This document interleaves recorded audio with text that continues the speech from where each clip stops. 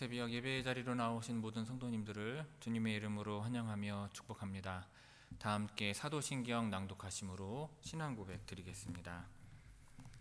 전능하사 천지를 만드신 하나님 아버지를 내가 믿사오며 그 외아들 우리 주 예수 그리스도를 믿사오니 이는 성령으로 잉태하사 동정녀 마리아에게 나시고 본디오 빌라도에게 고난을 받으사 십자가에 못 박혀 죽으시고 장사한 지 사흘 만에 죽은 자 가운데서 다시 살아나시며 하늘에 오르사 전능하신 하나님 우편에 앉아 계시다가 저리로서 산자와 죽은 자를 심판하러 오시리라. 성령을 믿사오며 거룩한 공예와 성도가 서로 교통하는 것과 죄를 사하여 주시는 것과 몸이 다시 사는 것과 영원히 사는 것을 믿사옵나이다. 아멘. 다 함께 찬송가 357장 주 믿는 사람 일어나 찬송하시겠습니다.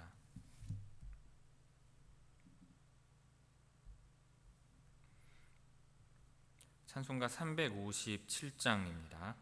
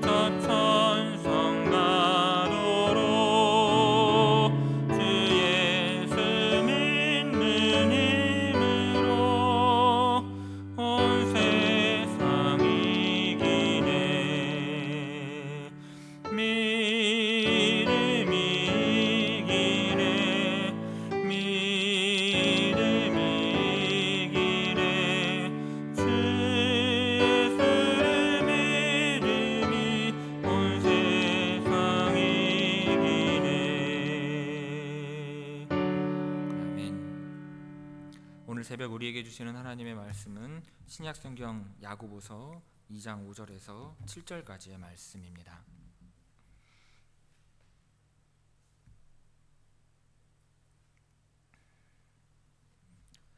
야고보서 2장 5절에서 7절까지의 말씀입니다. 제가 봉독하겠습니다. 내 사랑하는 형제들아 들을지어다. 하나님이 세상에서 가난한 자를 택하사 믿음에 부유하게 하시고 또 자기를 사랑하는 자들에게 약속하신 나라를 상속으로 받게 하지 아니하셨느냐. 너희는 도리어 가난한 자를 업신 여겼도다.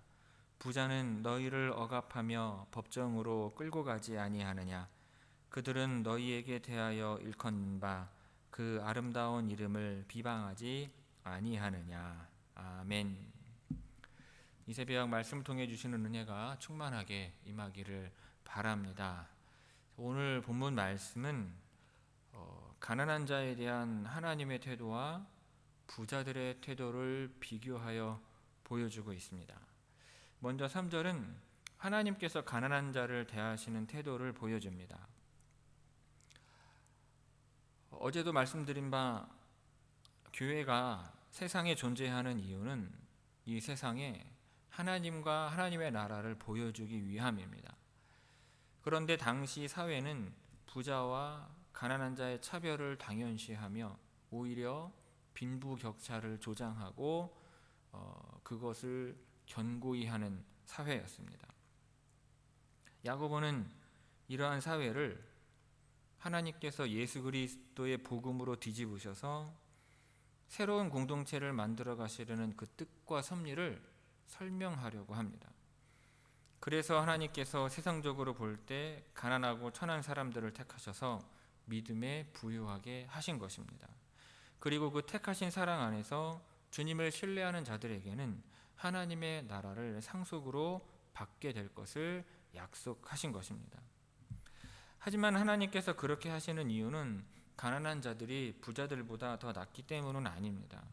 부자들은 부자라서 모두 악하고 가난한 자들은 가난해서 오르며 하나님은 무조건 가난한 자들을 사랑하시기 때문이 아닌 것입니다.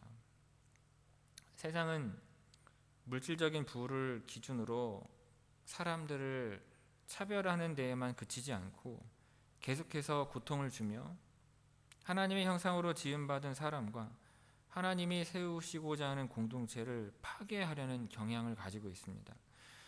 근데 그러한 경향을 가지고 있을 뿐만 아니라 실제로 역사 속에서 많은 나라와 정권들이 그렇게 행해왔습니다. 그런데 하나님께서 이루시고자 하는 나라는 절대로 그러한 나라가 아니기 때문에 하나님의 나라가 이 세상에 임할 때에는 이러한 불의한 구조를 뒤집는 것입니다. 높은 산이 낮아지고 낮은 골짜기는 메워지는 것입니다. 하지만 최후의 심판이 아닌 이상 하나님의 통치는 이 세상 모두에 임하는 것이 아니라 주로 이 세상의 부패한 원리를 부정하는 식으로 임합니다. 이 세상이 부패한 것은 세상이 하나님을 떠났기 때문입니다. 복음은 이 세상에 대한 하나님의 주권을 회복하고 모든 것을 은혜로 주시는 분이 하나님임을 선포합니다. 하나님의 주권과 은혜로 모든 것이 존재하게 됨을 회복한 후에 비로소 그 기초 위에 의와 평강의 나라가 세워지는 것입니다. 그래서 복음은 최후의 심판 때처럼 이 세상을 전부 뒤집지는 않지만 이 세상의 부패한 근본 질서와 원리를 뒤집으면서 임하는 것입니다. 이 때문에 하나님께서는 일부러 세상에서 천대받고 가난하고 차별받는 사람들을 택하시는 것입니다. 그들이 다른 사람들보다 낫기 때문이 아닙니다. 하나님의 주권과 하나님 나라의 특징, 하나님의 통치의 방식을 보여주시기 위함인 것입니다. 세상이 버리고 외면한 그들을 하나님께서는 의롭다 하시고 넘치는 복을 주시고 장차 오는 나라를 상속으로 주시는 것입니다. 이 시간 다 함께 5절 말씀 함께 읽겠습니다. 5절 말씀입니다. 내 사랑하는 형제들아 들을지어다. 하나님이 세상에서 가난한 자를 택하사 믿음에 부유하게 하시고 또 자기를 사랑하는 자들에게 약속하신 나라를 상속으로 받게 하지 아니하셨느냐. 아멘. 그리고 이어서 6절, 7절은 이제 부자들이 가난한 자를 대하는 태도를 보여줍니다. 지금 야고보가 꾸짖고 있는 흩어진 교회의 일부 성도들은 교회 공동체 안에서 세상이 하는 차별적인 태도를 그대로 따라하였습니다. 그 부자들은 세상에서도 가난한 자들을 억압하고 그들을 법정으로 끌고 가고 더구나 그 아름다운 이름을 멸시하며 모독하였습니다.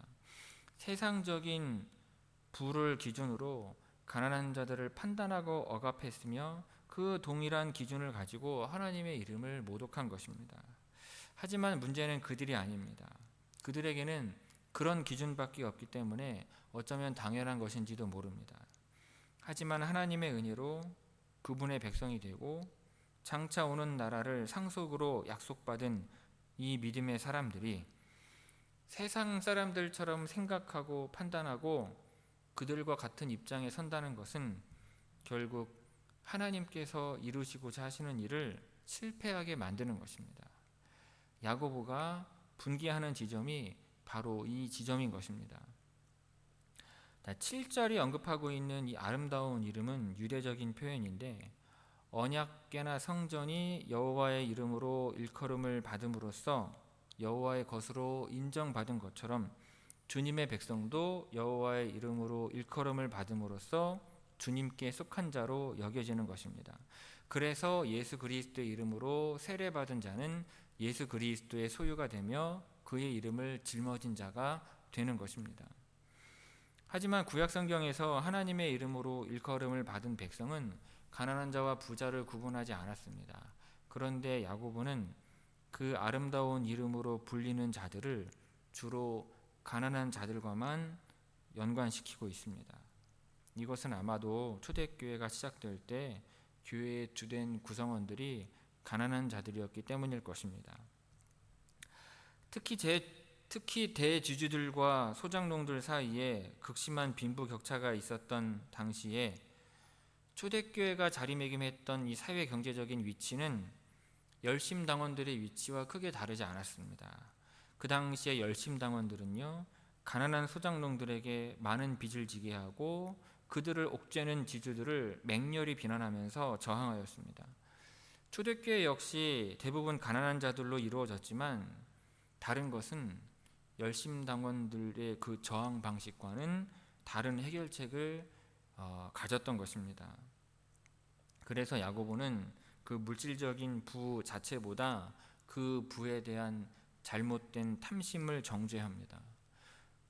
부유한 자들을 거부한 것이 아니라 하나님보다 물질적인 부를 동경함으로 교회 안에서도 가난한 자와 부자와 가난한 자를 차별 대우하는 그 잘못된 태도를 정죄하는 것입니다. 세상에서는 악한 부자들이 가난한 자들을 홀대하고 불의하게 핍박하고 빚에 빚을 지게 하고 재판정으로 끌고 가기도 하였습니다.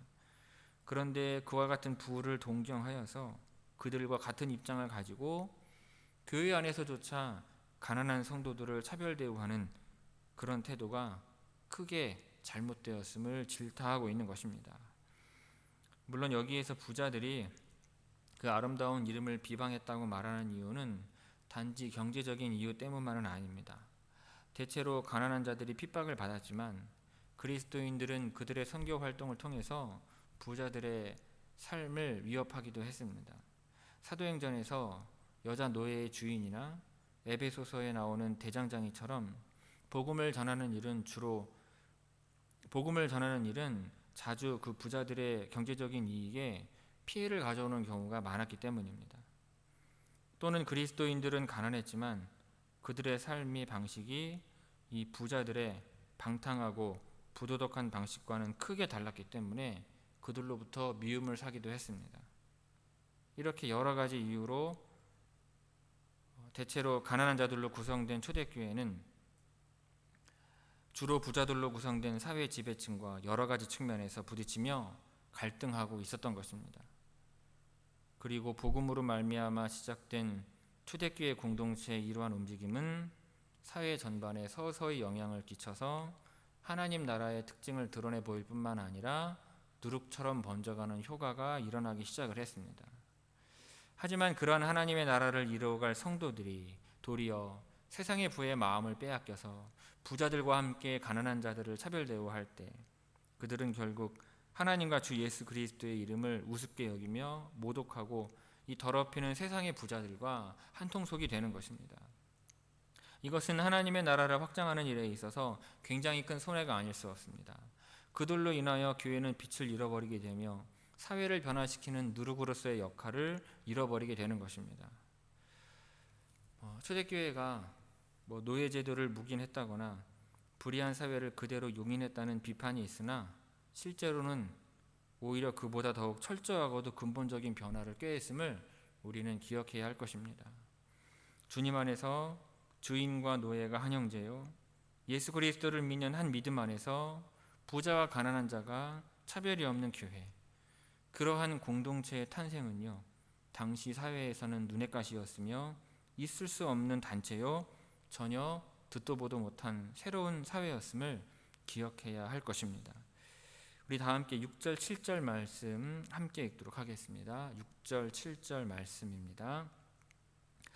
너희는 도리어 가난한 자를 업신 여겼도다. 부자는 너희를 억압하며 법정으로 끌고 가지 아니하느냐. 그들은 너희에게 대하여 일컫는 바 그 아름다운 이름을 비방하지 아니하느냐. 아멘. 성도 여러분, 이 사람의 마음과 생각은 눈에 보이는 것에 크게 영향을 받습니다.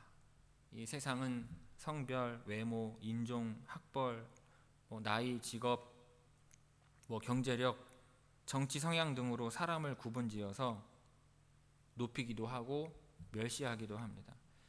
하지만 그러한 일이 교회에서 벌어진다면 그것이 어찌 예수님을 그리스도로 믿는 사람들의 모임이라 할 수 있겠습니까? 그러한 행위는 모든 사람을 공평하게 대하시며 외모가 아닌 중심을 살피시는 하나님의 성품과 반대되는 것입니다. 성도는 악한 생각으로 서로를 판단하는 행위를 멈춰야 하는 것입니다. 예수 그리스도께서 그 어떠한 죄인도 차별하지 않으시고 모두에게 은혜를 베풀어 구원을 주신 것을 여러분 기억하시기를 바랍니다. 그렇게 하나님의 성품을 닮은 자녀로 만나는 모든 사람을 긍휼과 사랑으로 대하는 여러분들 다 되시기를 주님의 이름으로 축원합니다. 기도하겠습니다. 사랑이 많으시고 은혜가 풍성하신 아버지 하나님, 우리 주님께서 우리를 차별하지 아니하시고 그 모든 죄를 용서하셔서 하나님 나라 백성 삼으시고 주의 제자 삼으신 것에 감사를 드립니다.